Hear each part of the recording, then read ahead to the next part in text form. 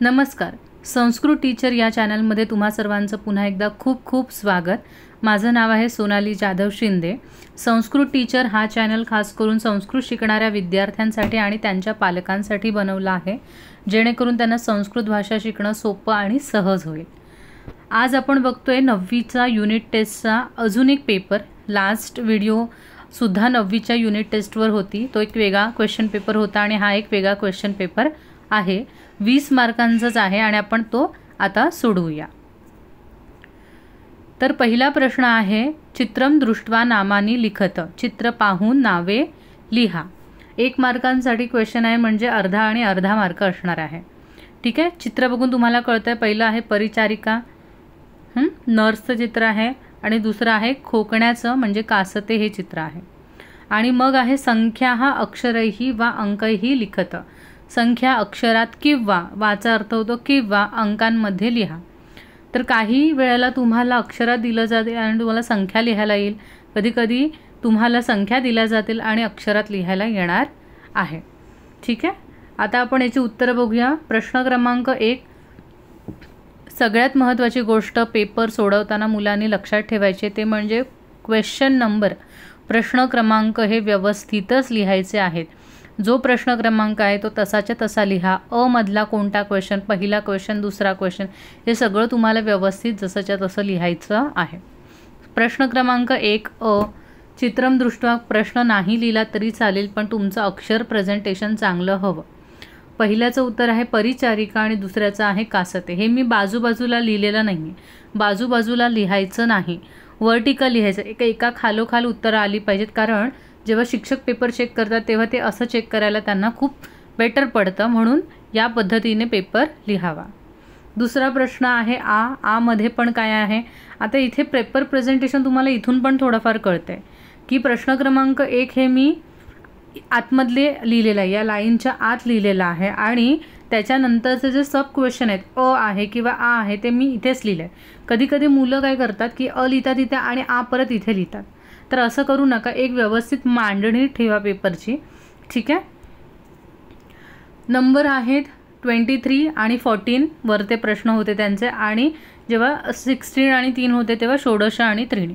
सगळीच उत्तरं मी सोडवलेली आहेत, सगळेच प्रश्न सोडवलेले आहेत. ठीक आहे.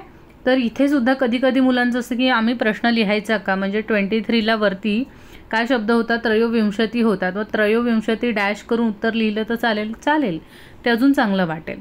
ठीक आहे.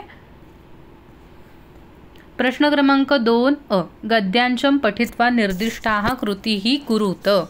म्हणजे गद्यांश, खाली दिलेला जो गद्यांश म्हणजेच पॅरेग्राफ आहे तो वाचून, पठित्वा म्हणजे वाचून, निर्दिष्टाः कृतीही कुरुत. निर्दिष्टाः म्हणजे खाली दिलेल्या, कृतीही कृती करा. तर कोणता आहे पॅरेग्राफ? देवदत्तचा पॅरेग्राफ आहे, पहिला चॅप्टर. देवदत्त नाम कोऽपि धनिकः आसीत्. देवदत्त नावाचा कोणता तरी एक धनिक व्यक्ती होता, श्रीमंत व्यक्ती होता. एकदा तस्य धनस्यूतः लुप्तः. एकदा त्याची धनाची पिशवी, स्यूतः म्हणजे पिशवी, लुप्तः म्हणजे हरवली. तस्य गृहे षड्भृत्याः आसन्. त्याच्या घरी 6 सेवक होते, सर्वंट होते. तेषु एव एकः चौरः स्यात्. त्यापैकीच एखादा चोर असावा, इति तस्य मतम, असं त्याचं मत होतं. चौरम ग्रहीतुम, चोराला पकडण्यासाठी, सह वीरबलम सहाय्यम अयाचत, म्हणून तो मदत मागतो. वीरबलः अवदत, वीरबल म्हणतो, मित्रा अद्य सायंकाले, आज संध्याकाळी, तव सर्वान भृत्यान, तुझ्या सगळ्या सेवकांना, मग गृहम प्रेषय, माझ्या घरी पाठव, इति, असं तो म्हणतो. यथानिश्चितम, ठरल्याप्रमाणे, सर्वे सेवकाः, सगळे सेवक, वीरबलस्य गृहम आगताः, वीरबलाच्या घरी आले. वीरबलेन पूर्वमेव, सर्वेषां कृते, वीरबलाने पूर्वीच म्हणजे आधीच, सर्वेषां कृते सर्वांसाठी, समानोन्नतयः, समान उंचीच्या, यष्टिकाः आनीताः, काठ्या आणल्या होत्या. सहसेवकान अवदत, तो सर्व सेवकांना म्हणाला, भोः पश्यन्तु, अहो बघा, एताः माया यष्टिकाः, या जादूच्या काठ्या आहेत. तासु एकाम यष्टिकाम स्वीकृत्य, त्यातली एक काठी घेऊन, सर्वैहि सगळ्यांनी, देवदत्तस्य गृहम गंतव्यम, देवदत्ताच्या घरी जा. श्वः प्रभाते, उद्या सकाळी, पुनरागंतव्यम, पुन्हा या. येन केनापि धनस्यूतः चोरितः, ज्याने कोणी धनाची पिशवी चोरली असेल, तस्य यष्टिका अंगुलीमात्रम दीर्घा भविष्यति, त्याची काठी एक बोटभर, एका बोटा इतकी उंच होईल, लांब होईल. ठीक आहे. कधीही पॅरेग्राफ तुम्हाला वाचून त्याचा अर्थ समजून मगच प्रश्नांची उत्तरं लिहायची आहेत. कितीही तुम्हाला माहीत असलं धड्यातली गोष्ट तरी ओव्हर कॉन्फिडन्स होऊन लगेच क्वेश्चन आन्सरकडे जायचं नाही. संस्कृतच्या पेपरला आपल्याला पुरेसा वेळ मिळतो, त्याच्यामुळे आपण सगळे क्वेश्चन नीट वाचूनच उत्तरं लिहायची आहेत. पहिला प्रश्न नेहमीप्रमाणे असतो, उचितम कारणम चित्वा. योग्य कारण चित्वा. चित्वा म्हणजे निवडून. तुम्हाला वाक्य पुनर्लिखत. जेव्हा पण तुम्हाला अशी सूचना असते वाक्यम पुनर्लिखत, तिथे कंपल्सरी तुम्हाला प्रश्न लिहायचाच असतो. ठीक आहे. जिथे ही सूचना नसते तिथे तुम्ही नाही लिहिलं तरी चालेल, पण जर ही सूचना आहे आणि तुम्ही फक्त उत्तर लिहून आला तर तुम्हाला तिथे मार्क मिळणार नाही, जरी उत्तर तुमचं बरोबर असलं तरीही. ठीक आहे. देवदत्तः वीरबलम सहाय्यम अयाचत. देवदत्त वीरबलाचे सहाय्य मागतो. अयाचत याचना करणे, मागणे. इथे पास्ट टेन्स आहे म्हणून अ लागलेला आहे. देवदत्त वीरबलाची मदत मागतो. यतःचा अर्थ होतो बिकॉज, कारण. का मागतो? तर ऑप्शन नंबर 1, वीरबलस्य चातुर्ये देवदत्तस्य विश्वासः आसीत्. वीरबलाच्या चातुर्यावर म्हणजेच क्लेवरनेसवर देवदत्ताचा विश्वास होता, ट्रस्ट होता. त्याला माहिती आहे की वीरबल खूप काय आहे, हुशार आहे. तर हेच आपलं उत्तर आहे. त्याच्यामुळे तुम्हाला हे उत्तर, पहिला प्रश्न लिहून उत्तर लिहायचं, जसं की मी ते दाखवलं आहे बघा. प्रश्न लिहिलेला आहे, यतःच्या पुढे मी उत्तर त्याला कंटिन्यू केलेलं आहे. ठीक आहे. प्रश्न क्रमांक 2 मधला अ. दुसरा प्रश्न, कह कम वदती. भरपूर मुलांना कह कम वदती येतच नाही किंवा त्यांना कॉन्सेप्टच कळालेली नसते की कह कम वदतीचं नक्की आम्ही कसं काय करायचं. तर लक्षात घ्या, अतिशय सोपी गोष्ट आहे कह कम वदती. मराठीमध्ये कह कम वदतीला काय म्हणतात? कोण कोणास म्हणाले. इंग्लिशमध्ये काय म्हणतात? Who says to whom. Okay. तर तुम्हाला लक्ष काय द्यायचं बघा, तुम्हाला प्रश्नामध्येच उत्तर शोधायचं आहे. कह शब्द कशाप्रमाणे चालतो? कह कसा आहे? देव. Very good. कम कसा वाटतो तुम्हाला? देवम. मग तुम्हाला हे बघूनच कळतं कह देव, कम देवम. म्हणजे इथे तुम्हाला काय कळतंय? कह म्हणजे प्रथमा विभक्ती, कम म्हणजे द्वितीय विभक्ती. मी सोपं मुलांना सांगते, 12 नंबर लक्षात ठेवायचा कह कम वदतीसाठी. किती नंबर? 12 नंबर. ओके. 12मध्ये 1 नंबर म्हणजे प्रथमा, 2 नंबर म्हणजे द्वितीया. बोलणारा जो व्यक्ती असतो, कह म्हणजे कोण? कोण म्हणजे बोलणारा व्यक्ती. बोलणारा व्यक्ती प्रथमेत, कम कोणाला बोलतोय? समोरचा ऐकणारा व्यक्ती आहे, तर ऐकणारा व्यक्ती द्वितीय. बघा, पुन्हा रिपीट करा. बोलणारा व्यक्ती प्रथमेत, ऐकणारा व्यक्ती द्वितीय. बोलणारा व्यक्ती प्रथमेत, ऐकणारा व्यक्ती द्वितीय. 12 नंबर. ठीक आहे. आता हे वाक्य कोण म्हणतं? पश्यन्तु एताः मायायष्टिकाः. तुम्हाला गोष्ट माहिती आहे की हे वाक्य कोण म्हणतो? पहा या जादूच्या काठ्या. वीरबल म्हणतो. कोणाला म्हणतो? अनेक सेवकांना म्हणतो. एका सेवकाला म्हणतो का? नाही.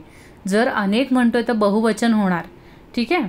मग इथे लक्षात ठेवा. आणि भरपूर जणांचं असतो तर आम्हाला कळतच नाही कोण कोणता डायलॉग बोलतोय.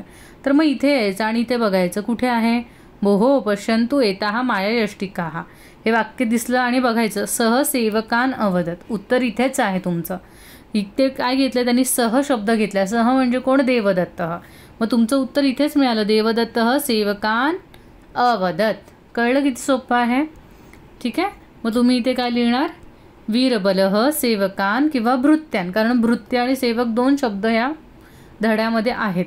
तर पण तुम्हाला मी आता उत्तर शोधून दाखवलं, तिथे सेवकान आहे, मग तुम्ही सेवकान लिहू शकता. ठीक आहे. वीरबलः सेवकान वदती. आता भरपूर मुलांचा इथे डाऊट असतो, शंका असते की वदती लिहायचं की अवदत लिहायचं. तर काहीही चालेल. तुम्ही वदती लिहिलं तरीही चालणार आहे, अवदत लिहिलं तरीही चालणार आहे. ठीक आहे. नेक्स्ट. मित्र अद्य सायंकाले तव सर्वान भृत्यान मम गृहं प्रेषय. मित्रा, आज संध्याकाळी तुझ्या सगळ्या सेवकांना माझ्या घरी पाठव. हे वाक्य कोण म्हणतं? वीरबल म्हणतो. कोणाला म्हणतो? देवदत्ताला म्हणतो. म्हणून वीरबलः प्रथमे देवदत्तम, देवम प्रमाणे देवदत्तं द्वितीयेत वदति, वीरबलः देवदत्तं वदति. भरपूर मुलं काय करतात, देवदत्त न लिहिता धनिकम वदति असं लिहितात. कारण इथे आपण वाचतो की देवदत्त कोण असो, धनिक. तर नेहमी एक गोष्ट लक्षात ठेवा, जेव्हा तुम्हाला प्रॉपर नाऊन दिलेले असतात, हां, जसं की देवदत्त आणि देवदत्त कोण होता, धनिक होता. आता धनिक हे कॉमन नाऊन आहे. ओके, श्रीमंत माणूस कोणीही असू शकतो, अजय, सुजय, विजय, कोणीही. पण आपल्याला त्यांनी स्पेसिफिकली सांगितले ना की धनिक व्यक्ती देवदत्त आहे. मग त्याच्यामुळे तुम्हाला इथे कंपल्सरी देवदत्त असंच लिहायचं आहे, धनिकम लिहायचं नाही. ठीक आहे, पुढे जाऊया. पूर्ण वाक्यानं उत्तरत एका वाक्यात आहे, देवदत्तः कम सहाय्यम अयाचत. अर्थ समजून घेण्याचा प्रयत्न करा. भरपूर वेळेला काय होतं मुलांचं की मुलांना प्रश्नाचा अर्थच कळत नाही आणि म्हणून त्यांना उत्तर शोधता येत नाही. वर आपल्याला आयता पॅरेग्राफ दिलेला असतो, पण आपल्याला ते शोधता का येत नाही, कारण आपल्याला मुळात प्रश्नच कळत नाही. हां, देवदत्तः म्हणजे देवदत्त, कम म्हणजेच कोणाकडे किंवा कोणाला, सहाय्य म्हणजे मदत, अयाचत. देवदत्त कोणाकडे मदत मागतो, वीरबलाकडे. तर क्वेश्चन इथे कमने विचारलं आहे म्हणजे द्वितीयेने विचारलं आहे, मग उत्तर पण लिहायचं द्वितीयेमध्येच, वीरबलम. बाकी वाक्य आहे तसंच, देवदत्त हे आहे तसंच, सहाय्यम अयाचत आहे तसं. फक्त तुम्हाला कमच्या जागी काय करायचं आहे, वीरबलम. देवदत्त वीरबलम सहाय्यम अयाचत. भरपूर वेळा मुलं इथे पटकन पाय मोडतात, कारण त्यांना पास्ट टेन्समध्ये खादत, पिबत अशी सवय असते. पण याच धातू हा आत्मनेपदी आहे, तिथे त हा कम्प्लीटच असतो, अर्धा त नसतो, हलंत त नसतो. नेक्स्ट आहे, वीरबलेन सेवकानां कृते, वीरबलाने सेवकांसाठी कीदृशः यष्टिकाः आनीताः. कीदृशःचा अर्थ होतो कशा प्रकारच्या, यष्टिकाः म्हणजे काठ्या. वीरबलाने सेवकांसाठी कशा प्रकारच्या काठ्या आणल्या होत्या, समान उंचीच्या आणि जादूच्या. ठीक आहे, पण तुम्हाला इथे दोन्ही लिहू शकता, समानोन्नतयः माया यष्टिकाः. भरपूर वेळा मुलं काय करतात, पॅरेग्राफमध्ये समान उंचीच्या असा शब्द आलेला आहे डायरेक्टली, हे बघा असा, मग समानोन्नतयः असंच उत्तर लिहितात. तरी पण त्यांना पूर्ण मार्क मिळतात. पण तो म्हणतो पण ना पुढे की या जादूच्या काठ्या आहेत, म्हणजे ह्या समान उंचीच्या तर आहेतच, पण या जादूच्या सुद्धा काठ्या आहेत असं तो म्हणतो. तर हे दोन्हीही तुम्ही एकत्रित करून अशा प्रकारे लिहू शकता, जसं मी लिहिलं इथे. वीरबलेन सेवकानां कृते समानोन्नतयः माया यष्टिकाः आनीताः. पुढचा चौथा प्रश्न काय सांगितलंय, वाक्यम सत्यम वा असत्यम. वाक्य सत्य किंवा असत्य इति लिखत असं लिहा. आता इथे तुम्हाला कळतंय की बघा, एक गोष्ट नेहमी लक्षात ठेवा, सत्य असत्याला कंपल्सरी वाक्य लिहिल्यानंतरच सत्य किंवा असत्य लिहायचं. युजली इथे लिहूनच येतं बोर्डाच्या पेपरमध्ये वाक्यम पुनर्लिखित्वा. ठीक आहे, पुनर्लिखत असं येतं. त्याच्यामुळे कधीही रिस्क अजिबात घेऊ नका. इथे सूचना चुकून राहिली असेल, पण सत्याला वाक्य कंपल्सरी लिहायचं आहे. तर वाक्य आपण वाचून घेऊया. सर्वे भृत्याः चौराः आसन, सगळे सेवक चोर आहेत, इति देवदत्तः अमन्यत. सगळे सेवक चोर आहेत असे देवदत्त मानत होता. असं मानत होता का तो, सगळे सेवक चोर आहेत? नाही. तो काय म्हणत होता, त्याचं वाक्य काय आहे की त्याला असं वाटत होतं की या सहा सेवकांपैकीच एखादा चोर असेल, एखादा. ओके, सगळ्यांना तो बोलत नव्हता की सगळे चोर आहेत असं त्याचं म्हणणं नव्हतं, सगळ्यांमधले एक कोणतरी चोर आहे असं त्याचं म्हणणं होतं. आता इथे ना मुलं कॉमनली मिस्टेक काय करतात की जेव्हा ते अमन्यत म्हणतात, अमन्यत असा शब्द बघतात, तेव्हा ते पटकन त्याला ना निगेटिव्ह घेतात, म्हणजे विरुद्धार्थी घेतात. म्हणजे त्यांना असं वाटतं मन्यत म्हणजे मानत होता, अमन्यत म्हणजे मानत नव्हता. कळलं काय चूक होते? मुलं असा घेतात विचार की सगळे सेवक चोर होते असे देवदत्त मानत नव्हता. असं जर अर्थ घेतला तर ते वाक्य सत्य होतं आहे, कारण तो नव्हताच मानत ना सगळे चोर आहेत. तो म्हणत होता की सगळ्यांपैकीच कोणीतरी एक चोर आहे असं त्याचं म्हणणं होतं.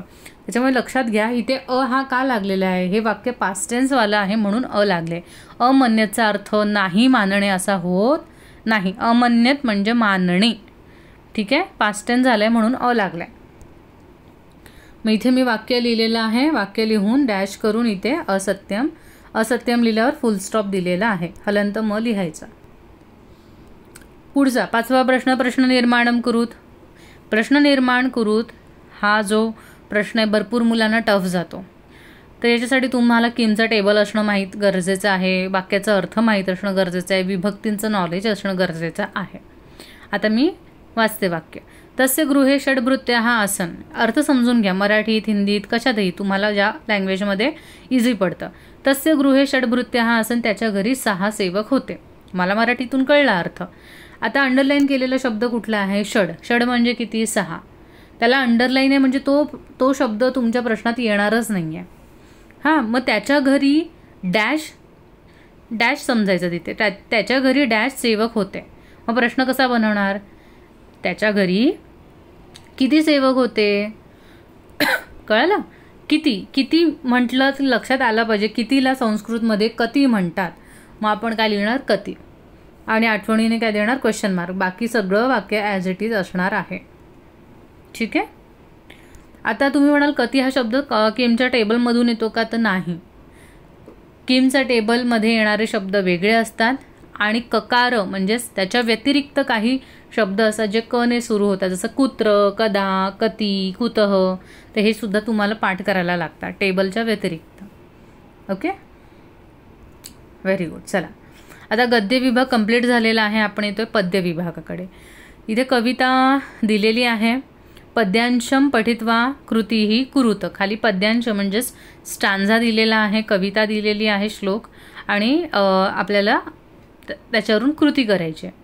तर पहिले 2 श्लोक दिलेले आहेत. अकृत्वा परसंतापम अगत्वा खलमंदिरम अनुसृज्य सतां वर्त्म यत्स्वल्पमपि तद्बहु.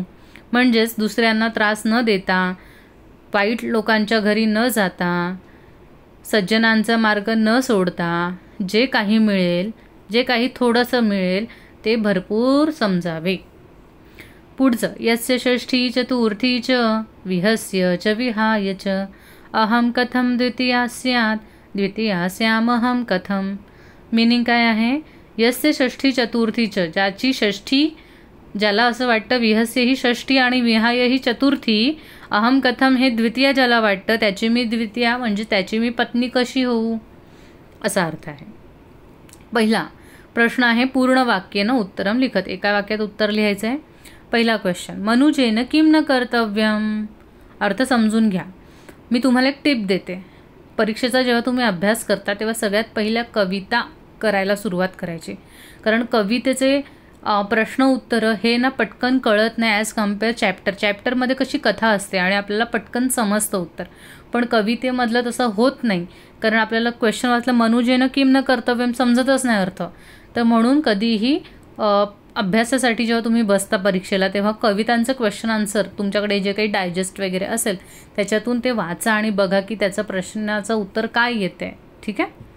सो पहिला आहे मनुजेन किम न कर्तव्यम. याचा अर्थ मनुष्याने काय करू नये. काय करू नये मी सांगितलं आहे.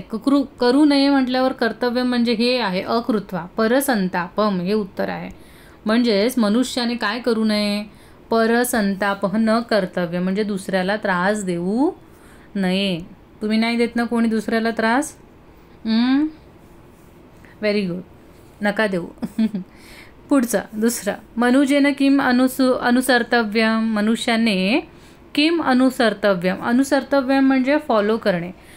मनुष्याने कोणाला फॉलो केलं पाहिजे, कोणाचं अनुकरण केलं पाहिजे? तर सताम. सताम म्हणजे सज्जनांचं. म्हणून इथं उत्तर आहे सज्जनांच्या रस्त्याचं. म्हणजे सज्जन लोकांच्या मार्गाचं अनुकरण केलं पाहिजे. सताम वर्त्म, जसं आहे तसंच लिहायचं. वर्त्म असा शब्द आहे. वर्त्म म्हणजे रस्ता, सताम म्हणजे सज्जनांचा रस्ता. पुढे त्वांत लेबंत तुमंत शोधून लिहायचं आहे. तर त्वांत म्हणजे एंडिंगला त्वा आहे, जसं की मी इथे लिहिले. त्वांतमध्ये कृत्वा आणि अगत्वा. लेबंत म्हणजे पहिलं उपसर्ग असणार आणि शेवटी य असणार. तर अनु आणि श्य मध्ये य आहे.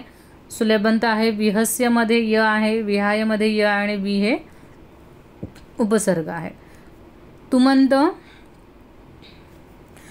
ह्याच्यामध्ये कुठलंही नाही. तुमंत म्हणजे तुम साऊंडवाली, इथे कोणीही नाही आहे. पुढे श्लोकान शुद्धान पूर्णांच लिखत म्हणजे श्लोक शुद्ध आणि पूर्ण लिहायचे आहेत.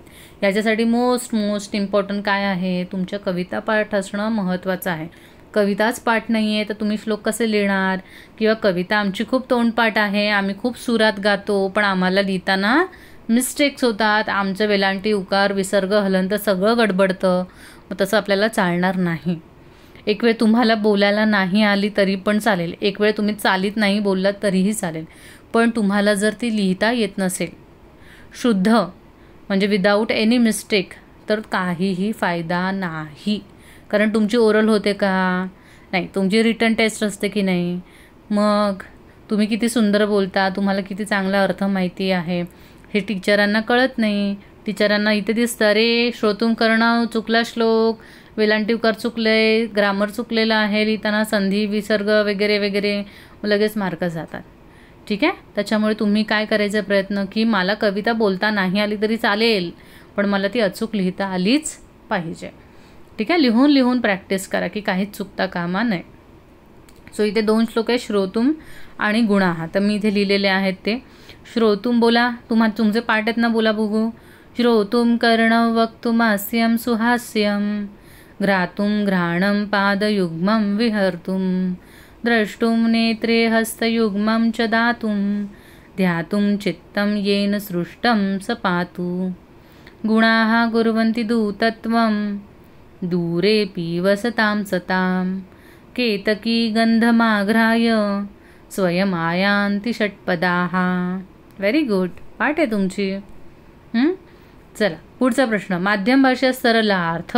सरलार्थचा अर्थ तुम्हाला त्याचा सरळ असा अर्थ लिहायचा आहे. कोणता श्लोक दिलाय? भुक्त्वा तृणानि शुष्काणि पित्वा तोयं जलाशयात दुग्धं यच्छन्ति लोकेभ्यो धेनवो लोकमातरः. अतिशय सोपा आहे श्लोक. मराठीवाले मराठीत लिहिणार. काय आहे मराठीत अर्थ? सुकलेले गवत खाऊन, जलाशयातील पाणी पिऊन लोकांना गायी दूध देतात. गायी या लोकमाताच आहेत. सरलार्थ म्हणजे तुम्हाला फक्त अर्थ लिहायचा आहे. आता इथे काही शाळांचे जे शिक्षक आहेत ते सांगतात की नाही थोडीशी याच्यात प्रस्तावना पण पाहिजे, तर तुम्ही प्रस्तावना लिहू शकता. ठीक आहे. आणि इंग्लिशमध्ये काय लिहिणार? After eating dry grass and drinking water from the streams cows give milk to the people. Cows are the mothers of the world. आता मोस्ट इम्पॉर्टंट ज्याची तुम्हाला अतिशय भीती वाटते आणि ती भीती वाटण्याची जशी काही गरज नसते तो आहे व्याकरण विभाग. प्रश्न क्रमांक 3. चतुर्थ पदम लिखत. चतुर्थ पदम लिखत हा मुलांना प्रश्नच कळत नाही. चौथं पद लिहायचं आहे.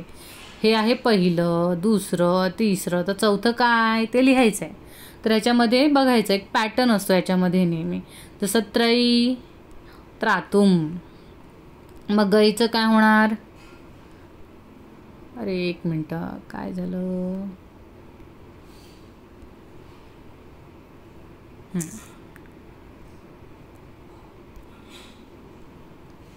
ब्रशच येत नाही आपला. त्रयी त्रातुम. मग काय होणार? गई गातुम. पूज यीतुम. य लागलेलं आहे बघा, ही वेगळा. पूजितुम नाही झालं, पूज यीतुम. कथचं काय होणार? कथ ईतुम. बरोबर, मी इथे लिहिले बघा, दिसतंय. आणि जी काही उत्तरं आहेत त्यांना तुम्हाला बॉक्स करायचे, अंडरलाईन करायची आहे. वाला क्वेश्चन मोस्ट इम्पॉर्टंट. त्वांत अव्ययम निष्कासयत. त्वांत अव्यय निष्कासयत. निष्कासयत म्हणजे रिमूव्ह, काढून टाका. मग मुलं काय करतात? मुलांचं मिस्टेक सांगते. मुलं काय करतात? त्वांत अव्यय. मग मुलांना आठवतं अरे त्वांत अव्यय शोधायचं असतं, मग ते काय लिहितात? पतित्वा. तर तसं नाही आहे. तुम्हाला त्वांत अव्यय शोधा असा प्रश्न नाही आहे. तुम्हाला काय प्रश्न आहे? त्वांत अव्यय निष्कासयत, काढून टाका. बरोबर. मग अर्धी मुलं काय विचार करतात? काढून टाका ना. मध्ये काय करतात? हे पतित्व शब्द लिहत नाही आणि बाकी वाक्य तसंच लिहून येतात आणि म्हणतात ना काढून टाकला मी त्वांत. अरे तसंही नाही. तुम्ही जर एखादी गोष्ट वाक्यातून काढून टाकताय, you must have add some other word. कळलं का? जर तुम्ही एखादा शब्द काढून टाकताय तर तुम्हाला त्याच्या रिप्लेसमेंटमध्ये एक दुसरा शब्द टाकणं कंपल्सरी आहे. जर तुम्ही तो पतित्वा शब्द काढताय तर त्याच्या जागी काहीतरी येणार हे लक्षात घ्या. ठीक आहे. आणि जेव्हा तुम्ही त्वांत काढून टाकता तेव्हा मोस्ट इम्पॉर्टंट गोष्ट, इथे एखादा शब्द येणारच येणार, पण शेवटी जे आहे ना तिथे च तुम्हाला ॲड करायचं. म्हणजे ही लाईन फुल स्टॉपची आता इकडे येणार. एवढं कळलं तुम्हाला? हळूहळू शिकूया. आता इथे पण जलम पित्वा धेनवः दुग्धम यच्छन्ति, तर इथे पण काय येणार? च येणार कंपल्सरी आणि इथे फुल स्टॉप येणार. आणि हा पित्वा आहे तिथे आपला काहीतरी वेगळा शब्द येणार. बाकी वाक्य आहे तसंच लिहायचं उत्तरात. ठीक आहे. बाकी वाक्याला अजिबात काही हात लावायचा नाही. फक्त काय करायचं आहे, च एंडिंगला लिहायचं आहे. आता पहिला जो शब्द आहे, मी हे इरेज करते. पहिला जो शब्द आहे पतित्वा. पतित्वावरून तुम्हाला एखादी क्रिया आठवते का? पतित्वा. पतित्वा. पतित्वा म्हणजे पडणे. आठवलं की नाही? अर्थ लावायचा जरासा. पतित्वा म्हणजे पडणे. जसं वाक्य वाचायचं हवं तर भृत्यः पादयोः पतित्वा अपराधम अंगीकरोति, की जो सेवक आहे तो पायांवर पडून अपराध स्वीकार त्याने केला. बरोबर. सो पतित्वाचा अर्थ तुम्हाला बेसिकली कळायला हवा. पतित्वा म्हणजे पडणे. तर पडणेला नॉर्मली आपण संस्कृतमध्ये काय म्हणतो बरं? तर आपल्याला लगेच आठवायला पाहिजे की पतती. समजलं काय रिप्लेस होणार तिथे? पतित्वाच्या जागी पतती. ठीक आहे. आता तुम्ही काही मुलांच्या मनात प्रश्न येतो की मिस वर्तमान काळच कसं घेतलं तुम्ही? पततीच का घेतलं? पास्ट टेन्स का नाही घेतलं? किंवा पत सी का नाही आलं तिथे? पत थह का नाही आलं? पतामी का नाही आलं? तीच का घेतलं पतती? तर त्याचं चांगला क्वेश्चन आहे. असा क्वेश्चन आला पाहिजे मनामध्ये. तर त्याचं उत्तर इथे आहे. शेवटची जी क्रिया आहे अंगीकरोति, त्याच्यामध्ये जे एंडिंगला असतं तेच ह्याच्यामध्ये टाकायचं असतं. जर इथे अंगीकरोसी असतं ना तर आपण पण इथे तेच टाकलं असतं, पतसी टाकलं असतं. तिथे अंगीकरोमीच्या जागी जर तिथे मी असतं ना तर इकडे पण आपण पतामीच केलं असतं. इकडे ती आहे म्हणून इकडे ती करतं. म्हणून आपलं उत्तर काय येणार? पतती येणार. पतती येणार. आणि इथे शेवटी च आणि फुल स्टॉप. बाकी वाक्य आहे तसंच. आता इथे बघा पुढचा प्रश्न. पित्वा. जलम पित्वा. बघ लगेच कळतं. पित्वा म्हणजे पिणे. पिण्याला आपण काय म्हणत आलो 8वीपासून? पिबती. ठीक आहे. आता तुम्ही म्हणाल मिस आम्ही, मग ठीक आहे आम्हाला आलं, आम्ही लिहिलं पिबती. तर रॉंग. मी तुम्हाला रॉंग देणार. मग तुम्ही म्हणाल कसं मिस? आता तर तुम्ही सांगितलं पतती बरोबर आहे, मग आम्ही पिबती बरोबर का नाही? तर मी तुम्हाला हे पण सांगितलेलं की लास्ट बरोबर क्रॉस चेक करा. इथे ती होतं अंगीकरोति म्हणून ते पततीला काही फरक पडला नाही, बरोबर होतं ते. पण इथे काय आहे बघा, यच्छन्ति अंती आहे. मग तुमचं पिबती चालणार का तिथे? नाही चालणार ना. तुम्हाला काय करावं लागणार सांगा मला? Very good. काय करणार तुम्ही? पिबंती. Very good. आलं तुम्हाला. त्वांत निष्कासित किती सोपं होतं. जलम पिबंती धेनवः दुग्धम यच्छन्ति च. काहीतरी मिस्टेक झाली माझी. काय झाली माझी मिस्टेक? बघा टीचरकडून पण मिस्टेक होते. ठीक आहे. आता समजा मी हे उत्तर लिहिलं असतं परीक्षेला आणि च विसरली असती तर मला पण इथे 0च मिळाला असता. कळलं का? त्याच्यामुळे ही चूक करू नका. इथे लक्षात ठेवा. आता मला हे चेंज करता येणार नाही PDF जाऊन पण. तर इथे लक्षात ठेवा इथे च लिहूनच फुल स्टॉप द्यायचा आहे. पुढचा प्रश्न. समानार्थक शब्दान विरुद्धार्थक शब्दान लिखत. समानार्थी आणि एक विरुद्धार्थी दिले. सेवकाः. काय येणार? समानार्थी शब्द भृत्याः. आता मुलं इथे काय करतात? सेवकाहाचं भृत्यः लिहितात एकवचनी. तसं नाही करायचं. प्रश्न तुम्हाला बहुवचनात आहे ना सेवकाः. उत्तर पण तसंच लिहायचं भृत्याः. ठीक आहे. नेक्स्ट. गंतव्यम. आ लावायचं फक्त. आगंतव्यम. आणि हलंत जेव्हा तुम्ही लिहिताना ते विजिबल असू द्या. भरपूर मुलं इतकं चिंटू काढतात ना की कळतच नाही हलंत काढलाय. तर व्यवस्थित हलंत काढा. ठीक आहे. चला पेपर कंप्लीट झालेला आहे. कसा आहे 20 मार्कांचा पेपर? कठीण वाटला का तुम्हाला? नाही वाटला बरोबर. कारण मी एक्सप्लेन केलं म्हणून तुम्हाला कठीण वाटला नाही. पण तुम्हाला अजून सोपा खरोखर कधी वाटणार? जेव्हा तुम्ही अभ्यास करणार. ठीक आहे. सोडवलेला पेपर पाहणं इज डिफरंट थिंग आणि सोडवणं स्वतः हे एक वेगळी गोष्ट आहे की नाही. मी तुमच्यासोबत हे पेपर का शेअर करते, जेणेकरून तुम्हाला कळावं. कारण प्रत्येक शाळेमध्ये पेपर सोडवून दाखवले जात नाहीत त्या शिक्षकांकडून, किंवा तुम्ही ज्या ठिकाणी क्लासला जात असाल तिथे तुमचे फक्त पेपर घेतले जातात, पण पेपर मुळात सोडवायचा कसा हे मुलांना शिकवलं जात नाही आणि मुलं मग तिथे कन्फ्यूज होऊन राहतात. म्हणून हा एक छोटासा प्रयत्न आहे तुम्हाला शिकवण्याचा. ठीक आहे. पुन्हा डिस्कशनचे टॉपिक्स हेच आहेत. पेपर कसा लिहायचा आहे, सुटसुटीत. खाडाखोड करायची आहे का, अजिबात नाही. प्रयत्न करा, माइंड फ्रेश ठेवा लिहिताना, म्हणजे चुका होणार नाहीत. अक्षर कसं असायला पाहिजे, छान असायला हवं. ठीक आहे. जरी तुम्ही इन फ्युचर नंतर मोबाईलवर आणि कम्प्युटरवर टाईप करणार असाल तरीसुद्धा मुळात अक्षर हे सुंदर असायला हवं. ठीक आहे. म्हणजे वाचणाऱ्याला ते किमान वाचता यावं इतकं तरी ते देखणं असायला पाहिजे. मी असं नाही म्हणत एकदम मोती काढा तुम्ही, बट प्रयत्न करा की तुमचं अक्षर बघून डोक्याला हात लावला नाही पाहिजे शिक्षकांनी की आता मी कसा हा पेपर चेक करू. ठीक आहे. पेन्सिलने कोणत्याही आकृत्या काढायच्या नाहीत, कोणतेही बॉक्सेस करायचे नाहीत, काहीही करायचं नाही पेन्सिलने. सगळं करायचं ते पेनाने करायचं. ज्या मुलांना भीती वाटते ना की नाही आम्ही पेनाने केलं आणि चुकलं तर, मग एकदम बारीक लाईट पेन्सिलने ड्रॉ करा पहिलं जे काही डायग्राम आहे ते, आणि नंतर मग पेनाने त्याला ओव्हरलाईन करा. ठीक आहे. नवीन प्रश्न हा नेहमी नवीन पानावरच सुरू करायचा. नवीन प्रश्न म्हणजे प्रश्न क्रमांक 1, प्रश्न क्रमांक 2, प्रश्न क्रमांक 3 हे नवीन प्रश्न. मुलं काय करतात, प्रश्न क्रमांक अ, प्रश्न क्रमांक ब नवीन पानावर, असं करायचं नाही. मेन प्रश्न क्रमांकच नवीन पेजवर यायचं कंपल्सरी.